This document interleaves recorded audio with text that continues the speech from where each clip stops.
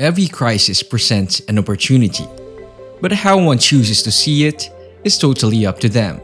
Numerous banks failed towards the end of 2008 as a result of financial storm brought on by the housing crisis. But JP Morgan Chase is one bank that only survived the crisis, but also exploited this chance to grow to become America's largest bank. This financial empire is where Wall Street financier Jamie Dimon reigns over. Jamie Dimon was born in 1921 into the financial sector. His grandfather, who arrived in New York with nothing, had already established a prosperous career as a banker and stock trader by the time he was born. Theodore Dimon, Jamie's father, is a successful stockbroker. Jamie Dimon attended prestigious schools and spent his summers in the Colorado mountains. Jamie has lived a life that other kids his age have envied, but it has never been enough for him.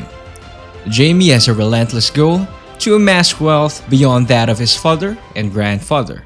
Early on, Jamie Dimon realized that he needed to work in the finance sector if he wanted to thrive.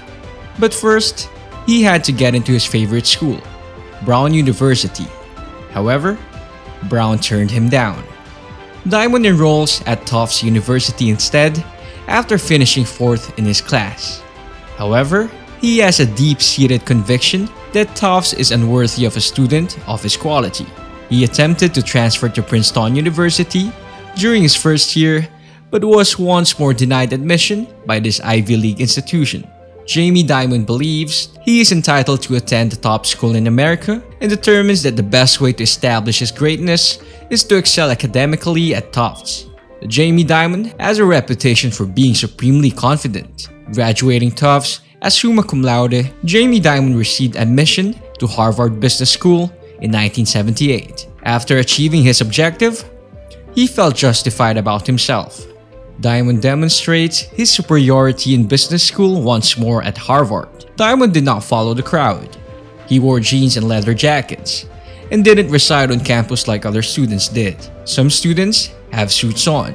He was the lone Democrat in a class full of Republicans, and a rather outspoken one at that. Only the top 5% of his class received a Baker Scholarship, which Jamie Dimon receives as he leaves Harvard. Numerous top Wall Street financial banks are constantly contacting Dimon with employment offers. He has a promising future. Unexpectedly, Dimon rejects them all and decides to work for a family friend, renowned investor Sandy Weill, for a third of his pay instead.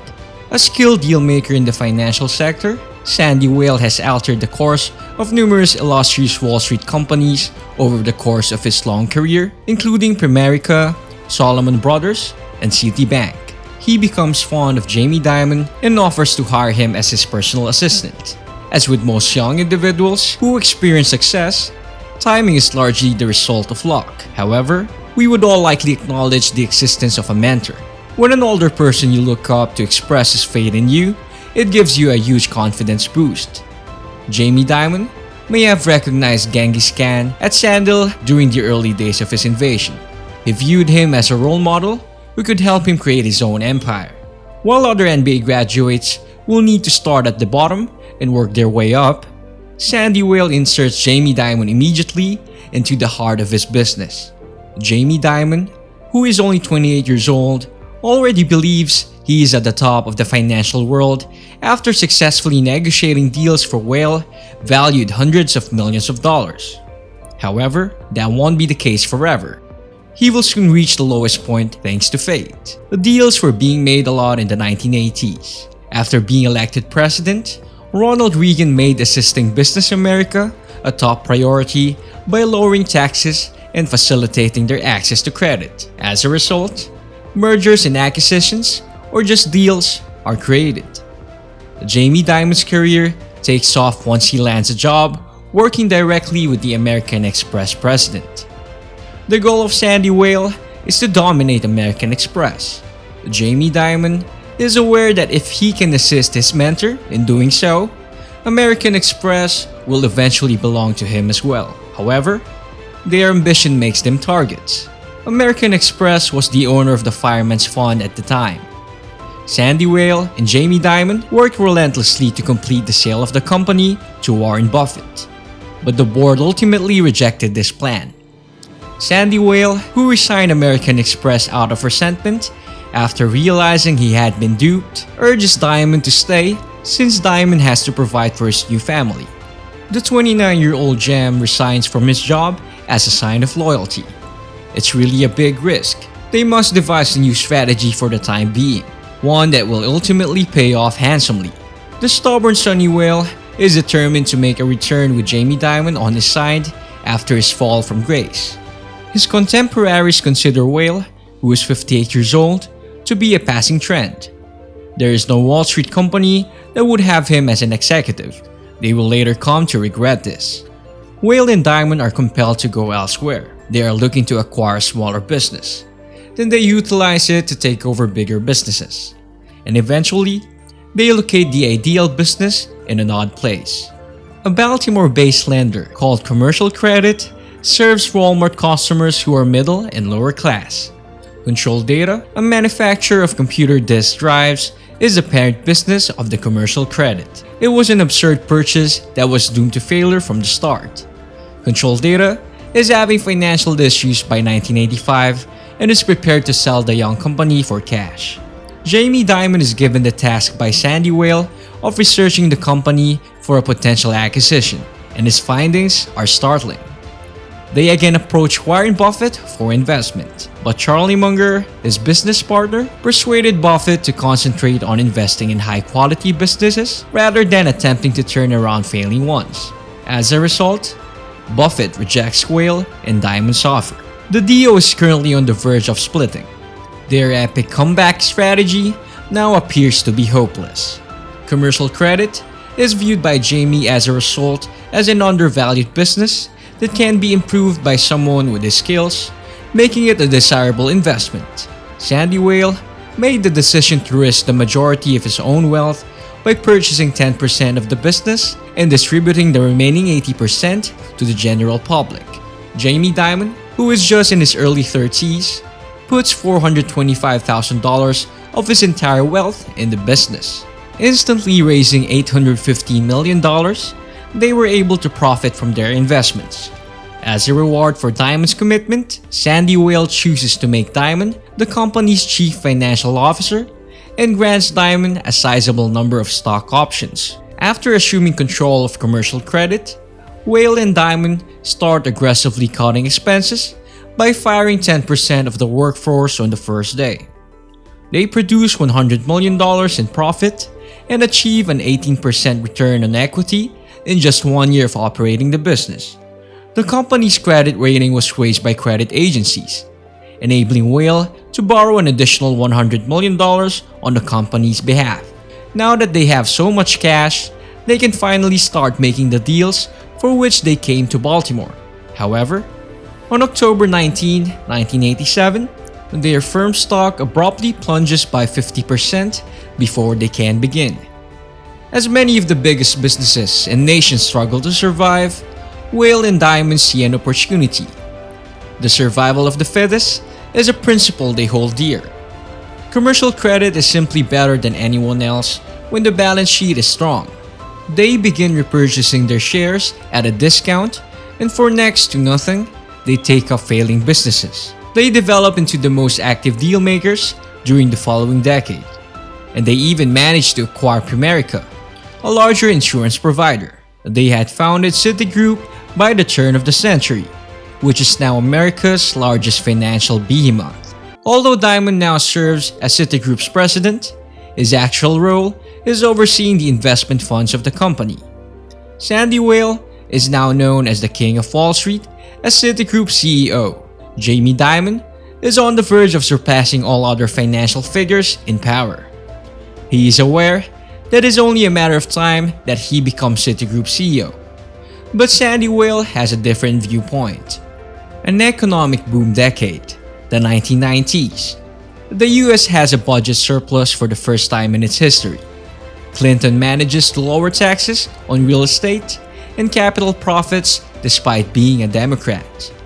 The most dangerous predator on Wall Street is Sandy Whale. He is able to use his political connections to persuade the Clinton administration to enact the Financial Service Modernization Act, which permits a combination of commercial banks and insurance firms. Mega bank era has arrived. Jamie Dimon, a young and aspirational prodigy of Sunnyvale, is made president of Citigroup as a reward, but Dimon feels that this is insufficient. He demands the chair next to his mentor. He is aware that it is only a matter of time before he receives what is legally due, but Whale, a consummate negotiator, is never without a backup plan. As a fallback, Whale sends his daughter, Jessica Bibilovich, to work at Dimon's division. Jamie and Jessica have been friends since they were little, but their bond is about to be put to the test. Whale's daughter was initially welcomed by Dimon by being given the position of chairman of the Business Mutual Fund division. Dimon thinks that conventional high-cost mutual funds will eventually fail as low-cost mutual funds like Vanguard grow in popularity. He gives Jessica the go-ahead to revamp her company and begin operating low-cost mutual funds. Whale rejects the notion, but Dimon ultimately succeeds. When it's time for a promotion a year later, Jamie Dimon refuses to grant Jessica one because he thinks she didn't perform well. Dimon's response is that he constantly preaches the importance of treating everyone fairly, thus, it didn't do Jessica any favors. Whale, though, believes that Jamie Dimon is alienating his daughter. Dimon has lost control due to his desires. How can he possibly excel as Citigroup CEO if he can't manage relationships with his staff? After working with his mentor, Sandy Whale, for a decade and a half, Jamie Dimon gets fired in November 1998. Dimon was just a step away from dominating Wall Street, but he is currently jobless. Jamie Dimon's record of failure is extensive. Dimon has established a solid reputation as a successful corporate leader during the years of establishing Sandy Whale as a successful corporate entity. Dimon feels that he has been denied the opportunity to lead Citigroup. For him, huge success is the best kind of retribution. Dimon will grow his empire to rival Citigroup, and in order to do so, he will need to locate a company to serve as a springboard, just as he did with commercial credit. In 1999, a fantastic chance knocks on Jamie Dimon's door. Bank One needed a new CEO. There is only one man who can turn the board, as far as the board is concerned, and that's Jamie Dimon. Showing how serious he is, Jamie Dimon goes all in, investing practically his entire fortune in shares of Bank One for more than $50 million. Dimon stakes his future on Bank One, but it's possible that he didn't realize how awful the organization really is. Dimon will need to take the corporation to task by doing things that nobody wants to do. In order to save cost, he fires 12,000 workers, sells underperforming companies, and reduces CEO salaries. In 2000, he took write-downs and loan loss provisions totaling $4.4 billion, yet the company nevertheless posted a $511 million loss for the year. Jamie Dimon is only interested in building a fortress balance sheet. A year later, Bank One generates astonishing earnings of $2.6 billion. Jamie Dimon has rescued this business from the verge of failure with pure willpower. But the real objective has always been to have a solid balance sheet and plenty of capital to execute large-scale purchases. In 2002, shortly after the dot-com bubble broke, Dimon was prepared for the surge. Although the dot-com bubble burst and the Nasdaq fell in half, the Federal Reserve raised interest rates 6 times between the late 1999 and early 2000 to temper credit in the overheated economy. To make matters worse, the 9/11 incident causes the general stock market to fall. Only in the fourth quarter of 2003 did the market start to improve. Jamie Dimon managed Bank One stocks to 59% returns over 3 years, while the S&P 500 barely manages double-digit returns. Bank One was one of the few banks in 2003 that are doing well. Jamie Dimon has been waiting it out and methodically planning his return ever since he was banished from Citigroup. He has earned a reputation as a ruthless turnaround specialist who will stop at nothing to keep a business alive. One Wall Street bank in particular is looking for this kind of quality. The bank, JP Morgan, was started by infamous financier J. Pierpont Morgan. Morgan, who was also born into a family of bankers, was destined for greatness. But after a century of change, JP Morgan Chase was a sleeping behemoth by 2003. The interim affair cost JP Morgan $135 million in fines and also damaged its reputation. William Harrison, the CEO at the moment, is approaching retirement. He is aware that JP Morgan Chase needs to locate a person who is exactly like its founder, J. Paul Pierre Morgan, in order to turn around the company's fortunes. He had located one of these men by the start of 2003. Getting Jamie Dimon as William Harrison's replacement is what actually makes the deal attractive for JP Morgan. After a year of consolidation, following JP Morgan Chase merger with Bank One, Jamie Dimon is appointed as the new CEO of the country's second largest bank, second only briefly to Citigroup. He starts changing JP Morgan in his typical way as soon as he takes over as CEO. Cost cutting, incentive structure reform, and most crucially, building a strong balance sheet are all important. JP Morgan will need to generate more revenue in order to surpass Citigroup in the market and take the top spot among Wall Street banks. But Dimon understands that this will be challenging given the market's excessive enthusiasm and Citigroup's key role in the housing boom. Dimon is aware that Citigroup will eventually collapse and he only needs to watch from the sidelines. When that happens, Dimon will be prepared to pick up the pieces. After only 5 years of dot-com bubble recovery, the American economy is now experiencing a worse recession. Is the housing market this time? The first bank to fail is Bear Stearns. Through the business of subprime loan securitization, which connects trillions of dollars in mortgages and other loans with investors all around the world, Bear Stearns achieved a record-breaking profit just a year earlier. The government comes in and hunts for a suitable financial company to bail out Bear Stearns as it is about to collapse. The company with the least exposure to subprime loans is the only one on Wall Street. Jamie Dimon has been lowering JP Morgan Chase exposure to subprime mortgage loans ever since it took over the company. JP Morgan purchased the Bear Stearns for $10 per share. In the end, acquiring Bear Stearns is not profitable for JP Morgan. This transaction confirmed JP Morgan's standing as a reliable financial institution and sent Jamie Dimon to the top of the financial world. By the end of 2008, Jamie Dimon is essentially the final person standing. The House of Dimon has replaced the House of Morgan. JP Morgan Chase was perceived as being safer than other banks at the time and nearly developed into the bank of last resort. $200 billion were earned by its money market management company in just 2008 alone. Contrary to the rest of the country, which is experiencing a recession, this commercial banking division's income climbed by 27% in 2008. However, for Citigroup, things are different. Chuck Prince was given control of Citigroup by Sandy Weill after he resigned, which was a mistake.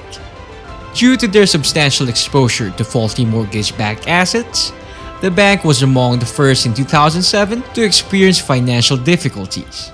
The board promptly fires Chuck Prince and replaces him with Vikram Pandit, but it's too late.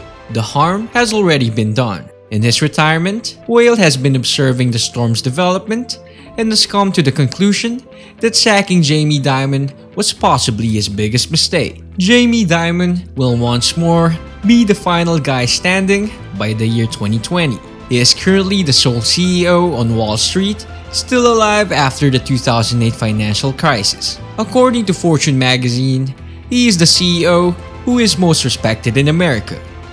Jamie Dimon stands apart from other corporate leaders because he has strong moral principles.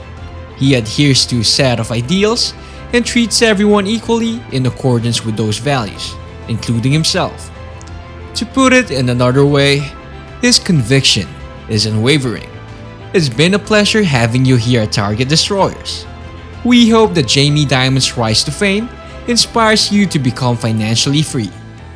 If you feel that our content has brought you one step closer to success in your life and business, feel free to tap the like button and subscribe to our channel. Always remember, don't settle for less, because life is what you're willing to settle for.